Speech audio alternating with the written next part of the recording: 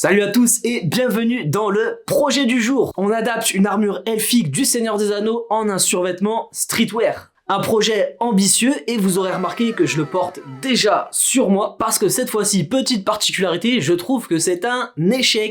Essayez de développer un peu. Il n'y a rien à développer, c'est de la merde, c'est tout. Et oui, je trouve que le vêtement que j'ai fait est un total échec. Et je vais vous expliquer pourquoi. Allez, je vous emmène en terre du milieu. Quoique aujourd'hui, dans le contexte, on pourrait même dire le Beleriand. Allez, vous savez quoi? On part pour le Beleriand, se saper comme un elfe Noldor du Seigneur des Anneaux.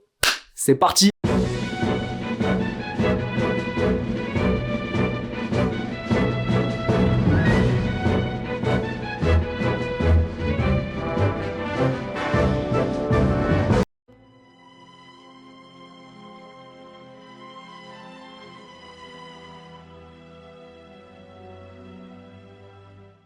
Donc, je vous la fais rapidement, l'idée de base, c'était de prendre l'armure des elfes Noldor qu'on a à la bataille de Dagorlad, la fameuse bataille en introduction de l'épisode 1, la communauté de l'anneau, que vous avez là.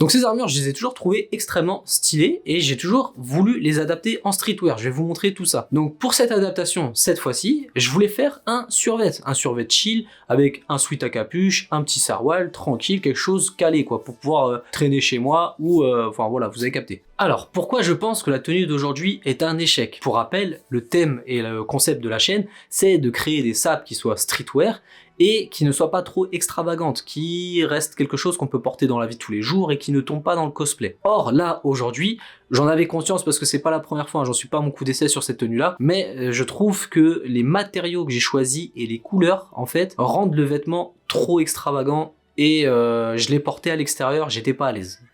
Donc si on fait une review très rapide que je vous montre le vêtement dans son ensemble, j'ai fait un sweat à capuche comme je vous l'ai dit avec un tissu genre de lainage synthétique bleu électrique et de la velours ocre, donc pour essayer de respecter le code couleur de l'armure Noldor des elfes. Donc ça déjà en fait les couleurs ensemble, si elles étaient mates et pas brillantes ou électriques, ça passerait vraiment mieux déjà, mais là en l'occurrence on a le brillant et l'électrique, ça fait trop flashy, je trouve. On dirait un barde ou un ménestrel du 14e siècle. Et pour ne rien vous cacher, ce design-là, je vous avoue que j'en suis vraiment pas à mon coup d'essai, ça fait presque un an maintenant que j'essaye de l'adapter. Et c'est vraiment pas simple. La toute première fois, j'avais fait un survêtement en découpant directement les bandes et en les superposant les unes sur les autres. On avait un genre d'ensemble avec un blazer. Bon, c'était pas ouf, je vous l'accorde, hein, mais c'était ma toute première création, adaptation dans ce thème-là en fait. J'ai ensuite voulu faire un manteau. Donc là, les pièces d'armure superposées, je les ai directement brodées à même le manteau, les unes aux autres, avec un point zigzag de ma vieille machine. Donc le résultat, comme vous voyez, était plutôt pas mal au final. Mais je trouve qu'on ne reconnaît pas suffisamment le design de base, l'inspiration. Donc si je devais refaire le vêtement, je partirais sur d'autres matériaux et surtout d'autres couleurs. Un gris anthracite par exemple avec quelques dorures mais beaucoup plus légères, beaucoup moins imposantes sur le vêtement. Et je peux vous garantir que je vais le refaire. Pas tout de suite, mais c'est une certitude. Je ne m'avoue pas vaincu. Il y a du bon en ce monde, monsieur Frodon. Et il faut se battre pour cela.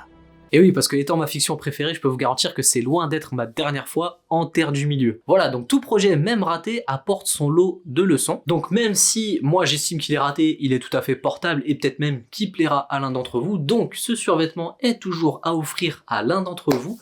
Donc vous savez, comme d'habitude, pour pouvoir le recevoir, vous avez juste à liker la vidéo, la commenter, la partager avec 2 personnes et vous aurez une chance de la recevoir directement à la maison. Voilà, donc c'est tout pour moi pour aujourd'hui. Le format était un peu plus court, au vu du contexte. Je vous laisse avec un petit teaser du prochain thème qui va arriver beaucoup plus vite que vous ne le pensez.